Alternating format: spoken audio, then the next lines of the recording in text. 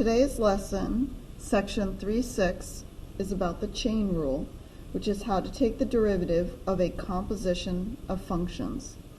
Let's look at a problem from our past. We're going to do it out using the power rule. We'll first expand the binomial into its corresponding trinomial. Then if I take the derivative using the power rule, I get 8x minus 12. Well, what happens if this exponent gets larger? We don't want to expand out the polynomials.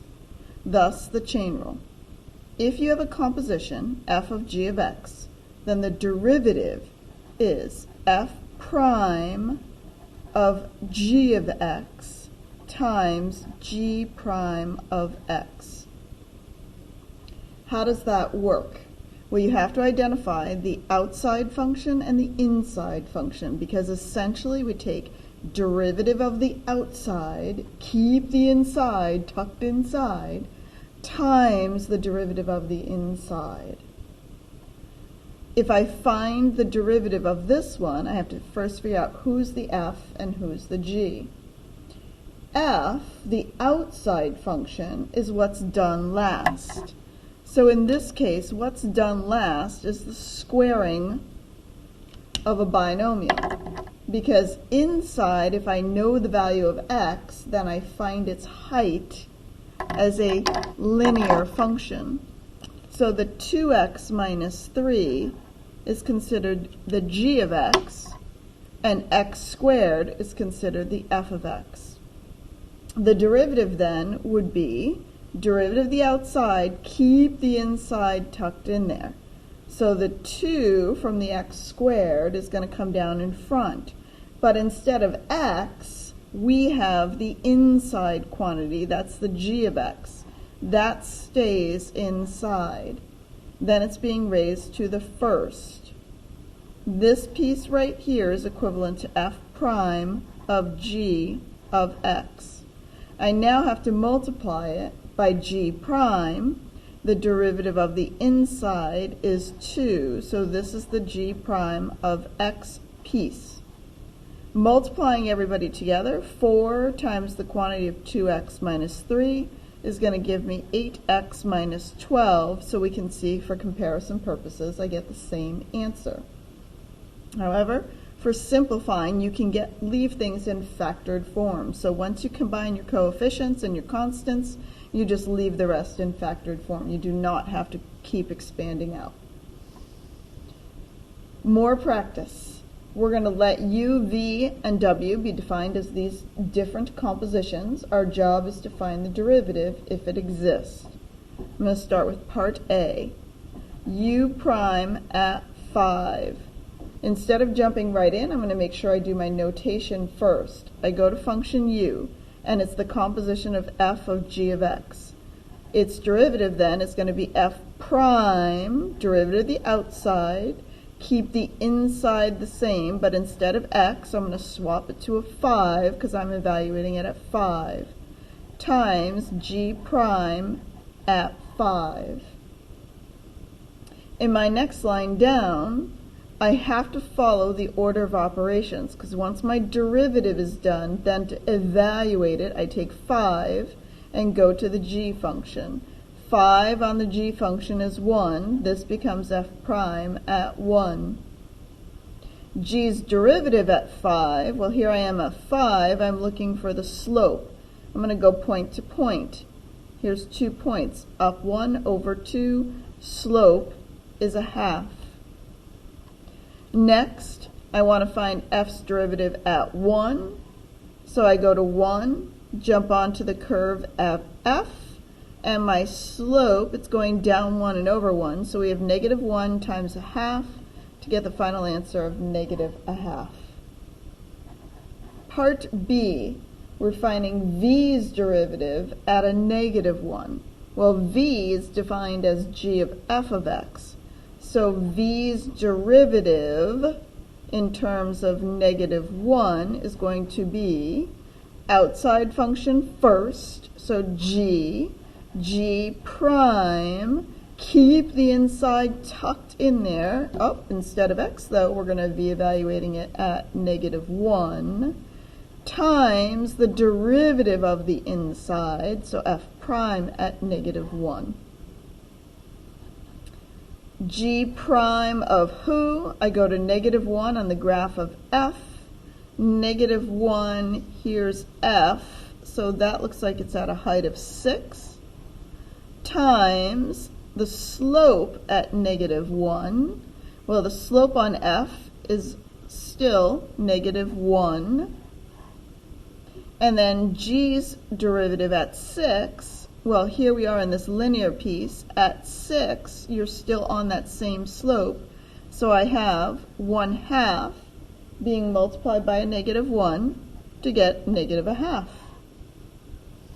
Part C, finding w's derivative at 1. So w prime at 1. W is defined as g of x. Start with the outside function, so I'm going to say g prime of, keep the inside the same, the inside is a g, being evaluated at 1, times the derivative of the inside is g prime at 1. Next line, g prime of, I go to function g, at 1, here I am at 1, that goes to 6. Then I want to do g's derivative at 1, but I look at this right here, and I've got a problem. I've got does not exist going on in that particular piece. So what happens then is that this w prime at 1 does not exist. I can't complete it. Well, let's look more at this, why it's a does not exist, and I have to justify. I'm going to justify with my limits. The limit as x approaches 1 from the left of function g prime, because I'm again evaluating derivatives, if I approach 1 from the left, my slope looks like it's at about 3. When I look to the left, the limit as x approaches 1 from the right of g prime. That answer, now we're on this part of the graph, and we're going down. It looks like we have some symmetry, so this one would be going down at -3. So if one side's derivative is going to 3, the other side is going to -3, then that means the limit as x approaches 1 on g prime of x is equal to does not exist. So we cannot determine that limit. And this is why.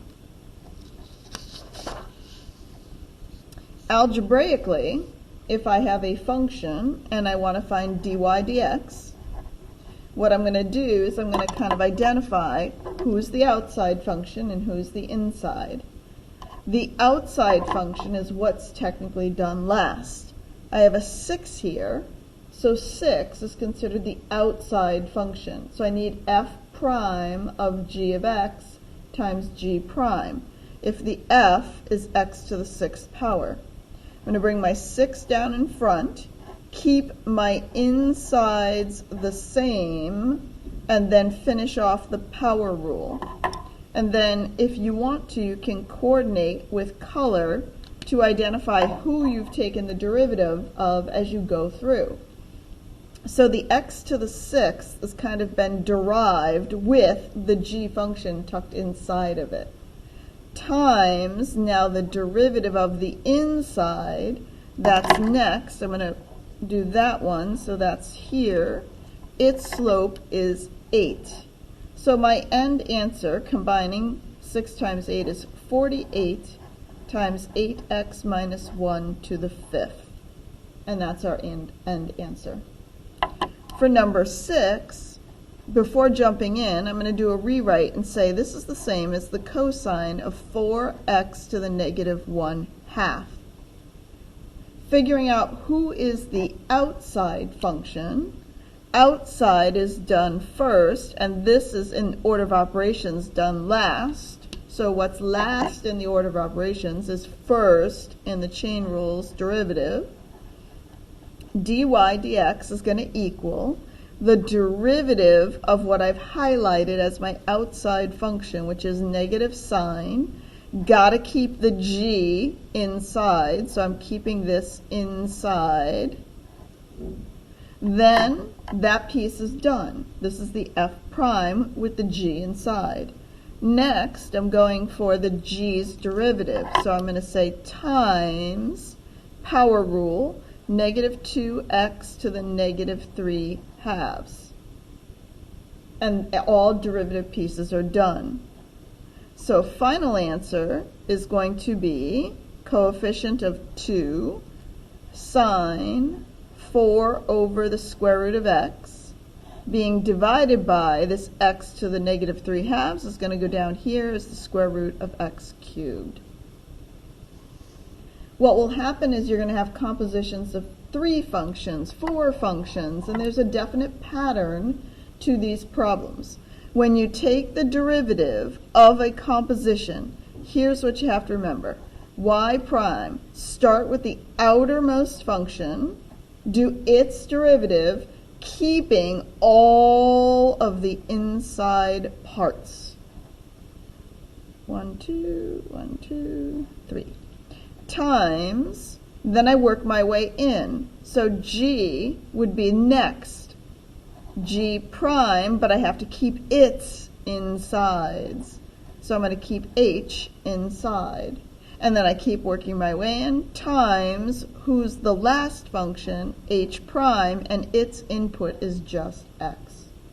So there's your process for compositions. If you had 4, you would just start with whichever one was the 4th one out and keeping everybody inside. It's like an onion being peeled. Layers and layers are coming off each time we do a derivative. And we're crying more and more.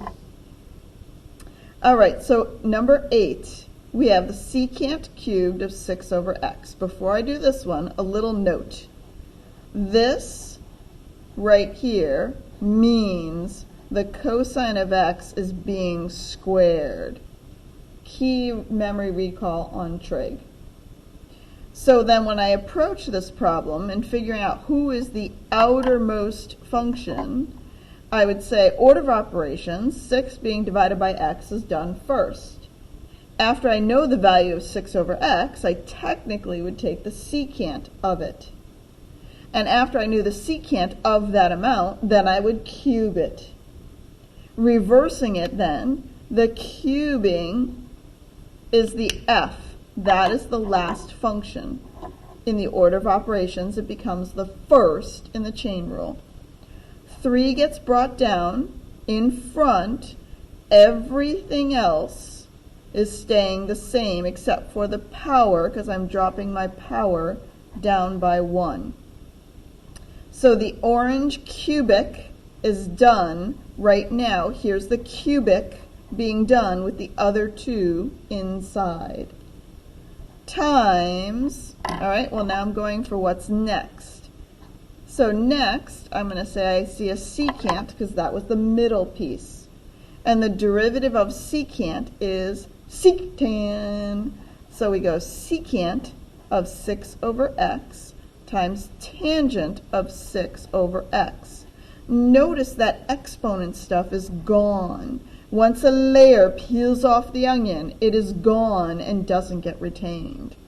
So the middle piece is secant of its insides, or its input, tangent of its input, times, and then we're going for the last piece. The last piece, you might want to think of this as 6x to the negative 1, if that helps you. So the last piece goes to negative 6x to the negative 2. And then we're ready to combine and get one answer. The trig stuff will all get grouped together, so I'm going to take my 3 times negative 6 to get negative 18 being divided by an x squared. Then the secants, any like factors, get combined, so I have secant cubed, 6 over x, and the last piece is the tangent of 6 over x. We're going to jump to page 3 in the notes, and I'm going to do number 11. There's a chart listing values and their derivatives. I want to find in number 11 the derivative of g of f of x at x equals 2. So I'm going to say, pause now, try it, and then restart. G is the outside function. G prime is done first. I keep f the same inside with an input of 2. And I would say times the derivative of the inside, which is f's derivative at 2. That's going to get me my derivative. This becomes g prime of f at 2 is 4. F's derivative at 2 is negative 2. G's derivative at 4 is negative 9 times my negative 2 to get me an answer of 18. For number 12, you might want to think of it as f minus g, that quantity, to the 1/2 power. It's more helpful then to analyzing the derivative. And I'm going to say that equals y, just to make notation easier. I now want to find y's derivative at 4. That's my goal, y's derivative at 4. The outside, what is done last, is this power, because that group is raised to the 1/2 power. So I'm going to start with power rule, 1/2, but keep my insides the same. Now I do have f and g, but we're saying at 4. So I'm going to say f at 4 minus g at 4 raised to the negative 1/2. General rule of thumb, I always stick to doing derivatives first and then input later. You can get yourself into trouble if you try to shortcut it. Times the derivative of the inside. I notice I have multiple terms. Make sure I got a grouping symbol because this quantity has to be multiplied by all of that group. Very important for that notation. I go for the derivative now of the inside. That's my inside. So I'm going to say f's derivative at 4 minus g's derivative at 4. And then I evaluate. Keep my 1/2 in front. F at 4 is a 1.